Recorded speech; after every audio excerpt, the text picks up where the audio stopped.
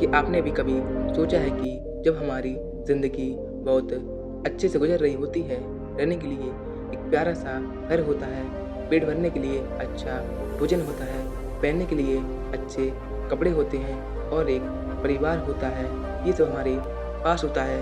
लेकिन बस एक चीज़ है जो नहीं है, वो है मन की शांति। सब कुछ होने के बाद भी मन बहुत अशांत-सा रहता है। जैसे ही आप कभी अकेले में बैठते हैं, तो वह शांति आपके ऊपर हावी हो जाती है, जिसका कारण भी आपको पता नहीं होता।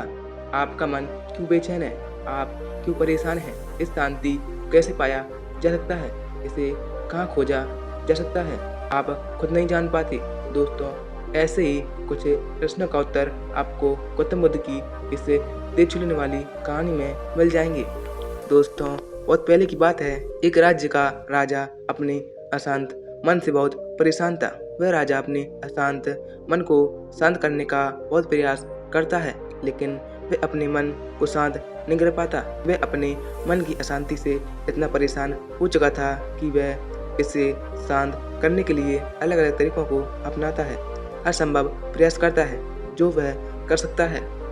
एक दिन अपनी इसी परेशानी से बहुत परेशान होकर वह अपने राज्य के बड़े बड़े विद्वानों को अपने महल में बुलाता है और उनसे मन की शांति का उपाय पूछता है। राज्य के बड़े बड़े विद्वान उसे कई तरह के उपाय बताते हैं, पर दुर्भाग्यवश कोई भी उपाय काम नहीं करता। दिन इसी तरह गुजरते रहते हैं और राजा पहले से भी ज़्यादा परेशान हो चुका था। फिर एक दिन अचानक एक व्यक्ति राजा के पास आता है और बोलता है, महाराज, आपके मन को शांत करने का मेरे पास एक उपाय है। राजा जैसे ही उस व्यक्ति की बात सुनता है, वह बहुत खुश हो जाता है और उस व्यक्ति कहता है, यदि तुमने मुझे मेरे मन को शांत करने कोई उपाय बता दिया तो मैं तुम्हें इतना धन दूंगा जितना तुमने कभी सोचा भी नहीं होगा और न ही तुमने जीवन में इतना धन देखा होगा।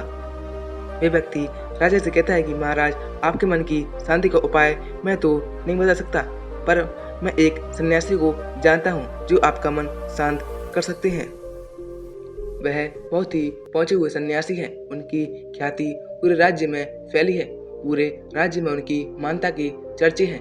आप एक बार उन सन्यासी से अवश्य मिलें, वे आपकी समस्या का समाधान अवश्य ही कर देंगे।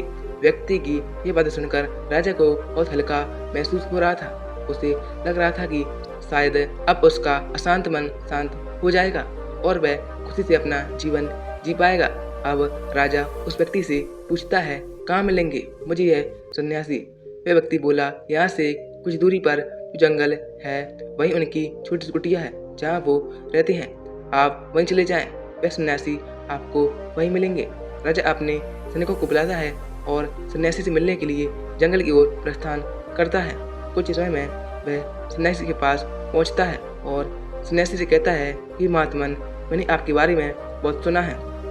मैंने सुना है कि आप बहुत पहुंचे हुए सन्यासी हैं। आप लोगों की समस्याओं का हल बता देते हैं। मैं एक राज्य का राजा हूँ और बहुत दूर से आपसे मिलने आया हूँ। इतना कहकर राजा चुप हो जाता है और देखता है कि सन्यासी उसे अनदेखा कर रहे हैं। फिर राजा सोचता है कि शायद सन्यासी ने मुझे सुना नहीं, इसलिए राजा फिर से कहता है, ये महात्मन, मैंने सुना है कि आप बहुत पहुँचे हुए सन्यासी हैं, क्या आप मेरी समस्या का समाधान भी कर सकते हैं?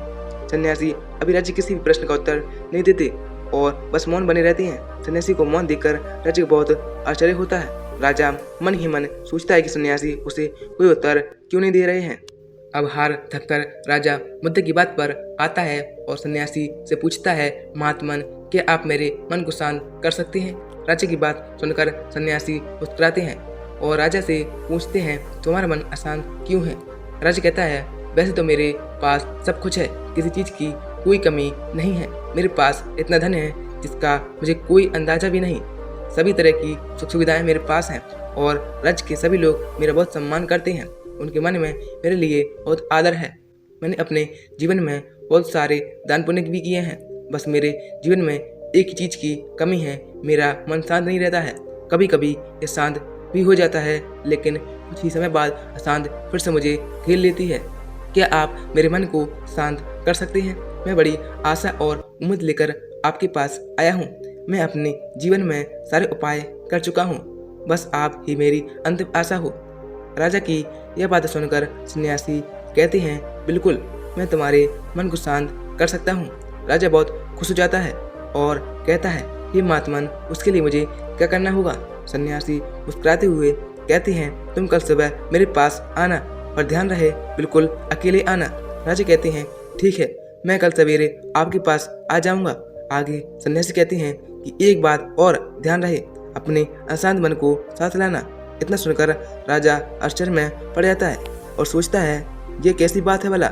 राजा कहता है, महात्मन, आप यह क्या कह रहे हैं? मैं समझ नहीं पाया, कृपया करके एक और बार बताइए। सन्यासी राजा से कहते हैं, मैं तुमसे कह रहा हूँ कि तुम कल सुबह जल्दी आना और अपने अशांत मन को साथ लेकर आना। कहीं ऐसा न हो जाए कि तुम उसे अपने महल में ही छोड़ आओ। सन्यासी की बातें राजा को समझ नहीं आ रही थी।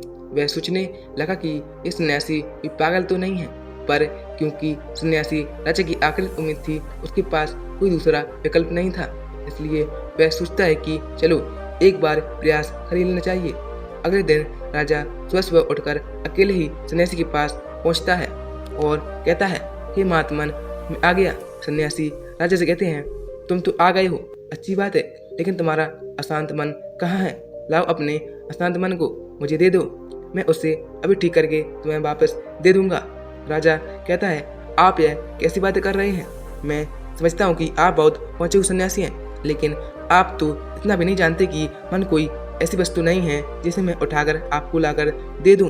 मन तो मेरे भीतर है। सन्यासी राजा से मुस्कुराते हुए कहते हैं, ठीक है, आओ बैठ जाओ और अपनी आंखें बंद करके अपने उस अशांत मन को अपने भीतर खोजो। राजा अपनी आंखें बंद करके बैठ जाता है और अपने उस अशांत मन को अपने भीतर खोजने का प्रयास करता है। वह बहुत देर तक आंखें बंद करके बैठा रहता है। बहुत देर तक आंखें बंद करके बैठने के बाद सन्यासी राजा के कंधे पर हाथ रखकर कहते हैं, आंखें खोलो। राजा अपनी आंखें खोलता है। सन्यासी राजा से पूछते हैं, क्या तुम्हें तुम्हारा अशांत मन मिला?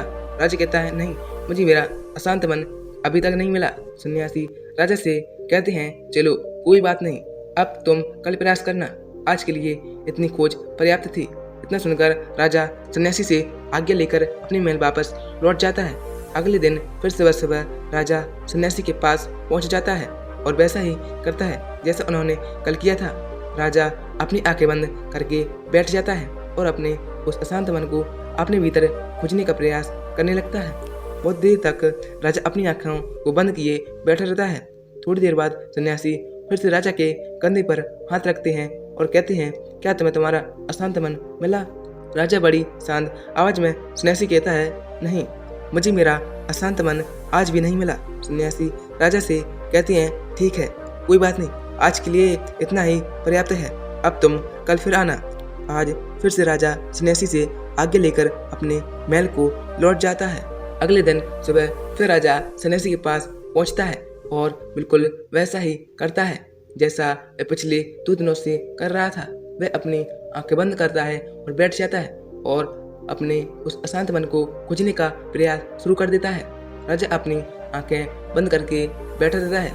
उधर सन्यासी आज राजा के कंधे पर हाथ रखकर उसकी आंखें नहीं खुलवाते। राजा बस अपनी आंखें बंद करके बैठा रहता है।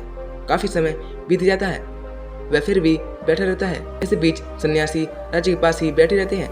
पूरा दिन बीत जाता है, पूरी रात बीत जाती है, पर राजा अपनी आंखें नहीं खुलता। वे अपनी आंखें बंद करके बस बैठा रहता है और अपने उस शांत मन को ढूंढ रहा होता है। ऐसे करते करते एक पूरा दिन बीत जाता है। अगले दिन सुबह राजा की आंखें खुलती हैं और जैसे ही राजा की आंखें खुलती हैं, राजा अपने आप को सन्यासी के चरणों में नतमस्तक कर देता है और कहता है कि हे सन्यासी, मुझे मेरा अशांत मन तो कहीं नहीं मिला, पर वह शांति जिसे मैं ढूंढ रहा था वो मुझे जरूर मिल गई। आप धन्य हैं। मैं जीवन भर आपका शुक्रगुजार रहूंगा कि आपने मुझे इस शांति को खोजने में मेरी सहायता की। दोस्तों, इस कहानी से हमें यह सीखने को मिलता है कि अगर हमारा मन अशांत हो तो हमें उसे शांत करने के लिए बाहरी सामग्री की तलाश करने की बजाय अपने अंदर की गहराइयों में जाने की कोशिश करनी चाहिए। हमें अपने भीतरी शांति को पहचानने का प्रयास करना चाहिए, क्योंकि शांति वास्तव में हमारे हृदय में होती है, न कि बाहरी दुनिया में। सन्यासी ने राजा को यह सिखाया कि शांति को पाने के लिए हमें ध्यान और साधना की आवश्यकता होती है और कभी-कभी इसमें कुछ समय लग सकता है। हमें अपने शांत मन को खोजने में विश्वास रखना चाहिए और इस प्रक्रिया को धैर्य से और प्रतिरोध न करके आगे बढ़ना चाहिए। इस कहानी से हमें सीखने को मिलता है कि जीवन की समस्याओं और तनाव का सही समाधान हमारे अंदर ही हो सकता है और शांति की खोज में हमें आत्मविश्वास और धैर्य की आवश्यकता होती है।